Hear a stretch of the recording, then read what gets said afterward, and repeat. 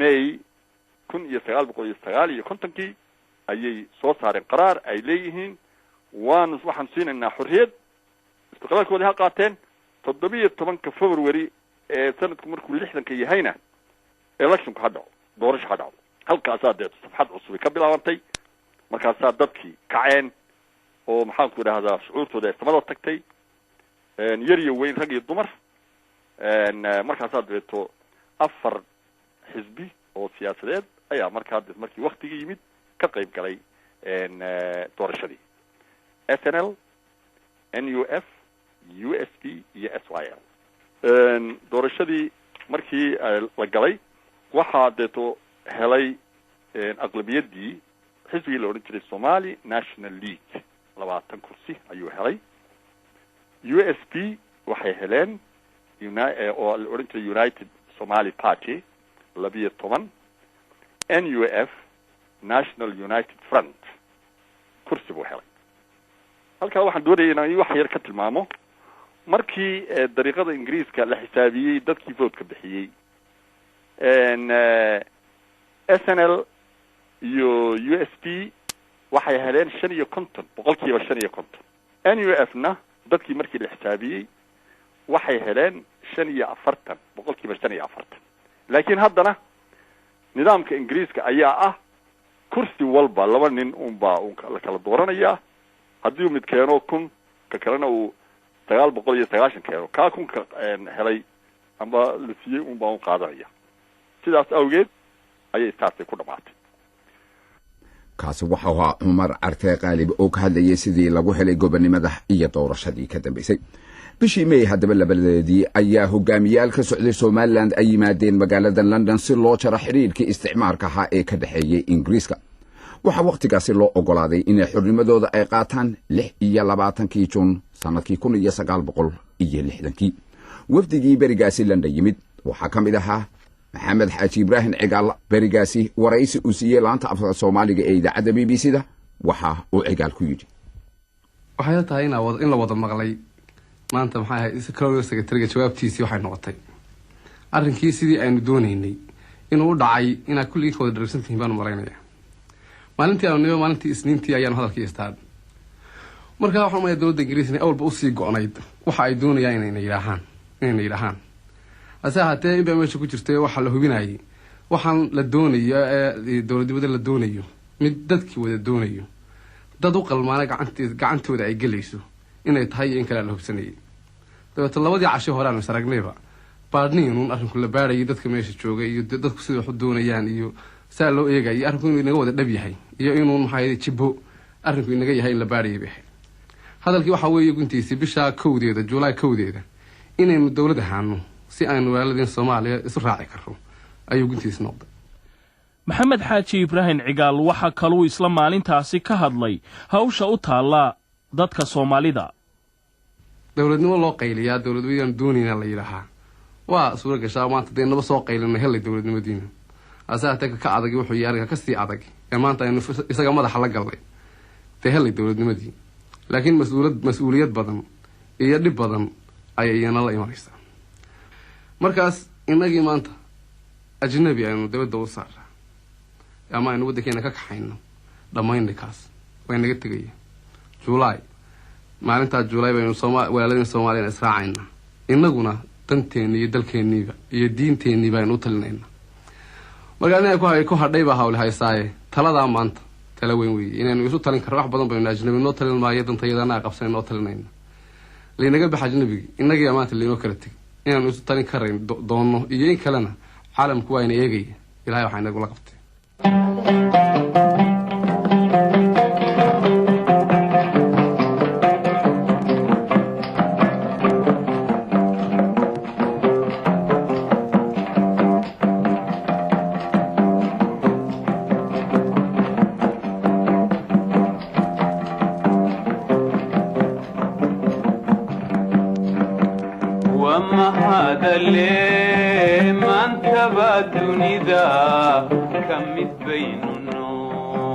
وما هذا اللي ما انتبه الدنيا كم بيننا ما تهينيو madiixin bannaan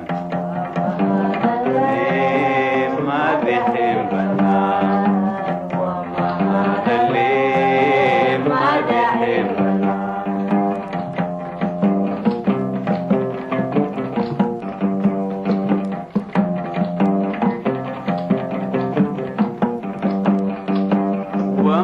mahadale mugdigii lays lagu meeriyo waa mahadale mugdigii lays lagu meeriyo maantaba ilayn waynu muuqanaa mahadale madiixin bannaan waa mahadale madiixin waa tahay dhegaystayaal haddaba soomaalidii talyaanigu xukumayey iyo tii ingiriisku xukumayeyba waxay isu tageen oo ay midoobeen bishii juulaay kowdeedii sanadkii 1960kii dhinaca waqooyiga ayaa 4 maalmood xornimada ku horreeyey maalintii calanka la saaray magaalada hargeysa allaha u naxariistee cabdulaahi suldaan timacadde isagoo u gabeebya calankii la saaray waxa uu yidhi calankaanu sugaynayeen saankiisaynow seerma weydo hilaacdayow sagal maanta daruurado sigadiinaga maydhayow saqdhaxaanu ahayne kii soo saaray cadceedow samada kii u ekaaye xidiga mid la siiyayow saaxirkii kala guure sarreeyo ma nusqaamow aan siduu yahay eegnohe ka nasiibkana saare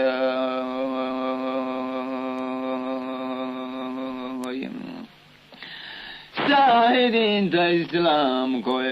subxisaa jimcayaashiyo sibyaanta iyo haweenku calankaysa hadsheenow cidina kaanayna siinine saatir noogu yabohayow saaxirkii kala guure sarreeyo ma nusqaamow aan siduu yahay eegnohe ka nasiibkana saare allah u naxariistee cabdilaahi suldaan timacadde oo ka gebiyey habeenkii calanka la saaray magaalada hargeysa intii haddaba aanay labada gobol aanay xornimada qaadan waxaa muddo laga wada hadlayay sidii loo midoobi lahaa arrintaasi sidaa u dhacday waxay noo faahfaahinaya mar kale cumar arte qaalib shirkii ugu horreeyey ee somaliland baarlamankeedii uu qaatay ayaa wuxuu u diray taar soomaaliya baarlamaankeedii oo markaa uu madax ka ahaa aadan cabdulla cusmaan iyagoo leh haddaanu reer somaliland nahay baarlamaankii masilayana aan nahay waxaanu doonaynaa inaanu mid noqono calan keliya yeelano dawlad keliya yeelano iyadoo aan shuruud lahayn waxaanu doonaynaa arrintaa inaad si degdega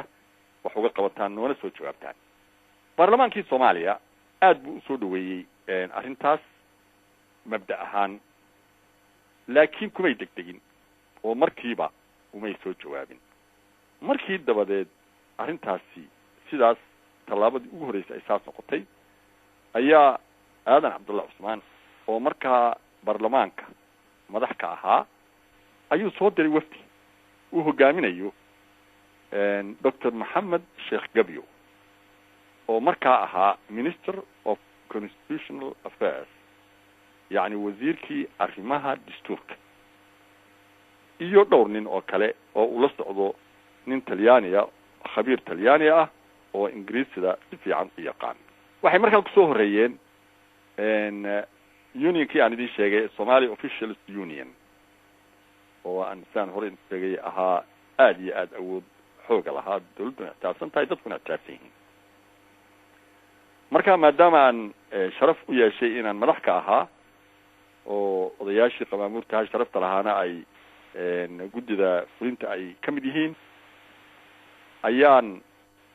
isugu yeedhay shir waxaan idhi arrintaasaa layna weydiiyey waxaan jecelahay inaynu ra'yigeena ka dhiibano taasoo ah waxaanu maqalay Somaliland waxay u imanaysaa Soomaaliya iyagoo doonaya in la midoobo maxaad shuruud haysaan odaygu wuxuu ku soo adkeeyey wafdiga waa in shuruud lala yimaada intaan midnimada la hirgelin. markaa deeto markii aanu shiray waxaananu la nimid amba soo gudbinay shuruudda soo socota. haddaan xusuusiyo annagu markaa yani powerka siyaasigii gacanteeda kuma jiro, laakiin waa urur cid waliba dawladda ingiriisku ay taxgeliso, dawladda soomaaliyeed markaa dhalatayna ay taxgeliso, dadka soomaaliyedna ay taxgeliyaan. waxaanu shuruudda soo socota qodobkii u horeeyey wuxuu noqday haddii madaxweynaha jamhuuriyadda soomaaliyeed midaysani hadduu gees noqdo amba somaliland amba soomaaliya, prime ministerku ra-iisul wasaaruhu waa inuu geesta kale noqdaa. waa qodobkii ugu horeeyey. qodobkii labaad wuxuu ahaa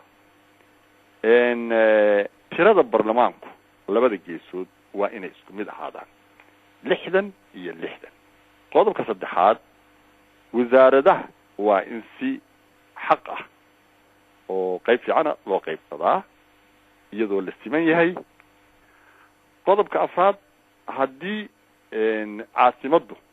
ay meel noqoto, xataa maanu odhan muqdisho, safaaraddii caasimadda timaadaaba waa inay qunsuliya caama ku yeelataa dhinaca kale. jeyshka wadaniga ah waa in nin sarkaalah oo labada geesood ka tirsani uu hogaamiyaa. booliiskana sidoo kale yacni la qaybsadaa, midna somaliland ay hogaamisaa raggeedu, midna soomaaliya raggeedu uu hogaamiyaa. shaqaalaha dawladda waxa aanu ku talinay in mushaharkii amba qiyaastii mushaharka la odhan jiray scales ay qaadan jireen xaggaana la geeyo. waayo waxaanu ogaanay xagga soomaaliya koonfurta in mushaharku aada iyo aada u hooseeyey. markii dabeeto ay barlamaankii u tageen, barlamaankii somaliland, odayaashii xisbiga iyo dawladda markay u tageen, waxa ay barlamaankii ay caddeeyeen, waxay yidhaahdeen ma doonayno inaanu wax ka hor yimaado taarkii aanu u diray samayn. macnaahu waxaanu nidhi biduun qayd oo shart, shuruud la-aan baanu ku imanaynaa. marka iminka anagu iyadoo caynka aanu nidhi iminkana shuruuddan ma doonayno inaanu idin dhiibno. markaas bishii abriil 15 ayaa wafdi loo diray muqdisho uu hogaaminayo maxamed ibraahim cigaal. odayaasha kale la socdaana ay ahaayeen sida soo socota: axmed xaaji ducaale oo ahaa ministry wasiirka tarawaadka dabiiciga ah, cali garaad jaamac wasiirka howlaha guud, xaaji ibraahim nuur wasiirka arrimaha bulshada. waxaa kaloo baarlamaanka ka raacay yuusuf iimaan, maxamed cali faarax, cabdullaahi maxamuud qablan, muuse rabeyle. aada iyo aad baa loo soo dhaweeyey markii ay tageen, dadkuna usoo dhaweeyeen, saaxiibadood baarlamaanka ku jirayna ay usoo dhaweeyeen. maalintii labaadba waa la fadhiistay oo shir baa la isaga hor yimid. haddii aan tilmaamo geesta koonfurta amba soomaaliya, waxaa chairmanka ahaa shirkaas aadan cabdalla cusmaan oo markaa baarlamaanka u sarreeyey, cabdillaahi ciise oo prime minister ahaa, maxamed sheekh gabyow oo ahaa wasiirkii arrimaha dastuurka, maxamuud cabdinuur juuju lagu magacaabi jiray wasiirka howlaha guud iyo isgaadhsiinta, maxamuud yuusuf aadan muuro oo ahaa wasiirka tacliinta, sheekh maxamuud maxamed faarax oo ahaa wasiirka cadaaladda, xaaji bashiir ismaaciil oo ahaa ku-xigeenka guddoomiyaha baarlamaanka, cabdilqaadir maxamuud aadan soobe oo ahaa ku-xigeenka guddoomiyaha baarlamaanka, iyo xaaji cabdillaahi mursal iyo sheekh maxamed isxaaq talaad. marka bisha 16 ilaa 22 yani abriil ayaa la fadhiyey. kaasi wuxuu ahaa cumar carte qaalib waxa isaga haddaba aanu arrintaysna ka waraysana ku saabsana isku darsiga labada dhinac cabdilqaadir maxamed aadan soobe oo sidii cumar carte uu sheegayba ka mid ahaa guddidii ugu horreysay arrintaasi isugu timi ee ka wada hadlaysay ahaana guddoomiye ku-xigeenka baarlamaanka soomaaliya su-aasha aanu weydiinana waxa ahayd sida tan cabdiqaadir waa tii la isku darsamay sidii imika aad lahayd saraaxadha loo wada hadlana dadka in wax badan laga qanciyay rabaan bini aadamku markii la isku darsaday wax shuruudihii may jirin oo waa tii la israacay soomaali weyn kalena waaba lasii doonayay maxay ku dhacday bay kula tahay adiga fikrad ahaan in koonfurtu madaxweynihii iyo ra'iisul wasaarihii iyo madaxdii ciidamada intuba ay koonfur noqdaan iyo caasimadii waxaan ku leeyahay waxay ku dhacday waxa waaye condition ma jirin conditionkii la rabay in la keeno somaliland yani waa iska dhiibtay waa isdhiibtay marka wax shuruuda lagu xiray ma jirin conditional jira iyo qabiil baan nahay iyo kanaan ahay iyo midna ma jirin waxay yidhahdeen nimid waa kaas loo taliya jamhuuriyaddii soomaalida ee dhalatay wixii ugu weynaa ee barnaamijka u noqday waxay ahayd sidii loo rumayn lahaa soomaali weyn dhibaatada arrintaasi ay lahayd ma ahayn mid dowladdii soomaalida ka qarsoonayd ra-iisul wasaarihii ugu horreeyey ee labadii gobol ee midoobe ay yeesheen oo ahaa cabdirashiid cali sharmarke allah u naxariiste oo arrintaasi marka hadlaya waxa uu yidhi nasiib darrada nahaysaa waxa weeye in waddamada afrika ee deriska aanu nahay ee ay tahay inaannu ka shaqayno kor u qaadidda xidhiidh saaxiibtinimo iyo nabadgelyo oo na dhex mara inaana ahayn kuwa iyagu deris ama jaarka noo ah wax deriska iyagu yahay soomaali aanu wada dhalannay oo dhalashadoodii ay ka been sheegtay soodin aan loo miidaandayin waxaannu wadaagna af habnololeed dhaqan iyo diinba markaasi sidee ayaannu walaalahayo uga dhigi karnaa dad shisheeye ah 29 bishii abril sanadkii 1961 ayuu cabdirashiid ereyadaasi ku dhawaaqay haddaba cumar carte qaalib oo muddo dheer ahaan jiray wasiirka arrimaha dibadda ee soomaaliya ka horna ahaan jiray danjiro soomaaliya dibadda oo fadhiya oo aan wax ka weydiinay dhibaatada soomaaliya ay kala kulantay dalalkii kale ee afrika marka ay timaado soomaalidu dhulka ay sheeganayso waxa uu cumar yidhi markii istiqlaalka la qaatee soomaalidu ay midowday waxa markaa dawladihii markaa jiray ay ka dhigteen bartilmaameed siyaasadda dibadda in la xoreeyo dalalkii kale ee soomaaliyeed ee maqnaa waana la hareereeyey bilxaqiiqa isbahaysi baa dhacay yani annagana la hareereeyey yani soomaalidii la hareereeyey iyadoo dawlad yaroo markaa soo koraysa ah ayaa cidhiiri weyn la geliyey adi sababa waxay noqotay xaruntii jamciyaddii afrikaanku ay samaysteen madaxda africa o a u boqor xayle salaasi wuxuu ahaa nin caan ah nufuudna ku leh adduunka waxaanan odhan karaa qaraarkii madaxda africa ay gaadhay ee o a u da kusoo baxay magaceeda isagaa ka dambeeyey ee la yidhi waa in xuduuddu sidii isticmaalku uga tegay ay ahaataa cumar carte qaalib qaybtii afraadna intaas ayay ku dhan tahay sidaa iyo nabadgelyo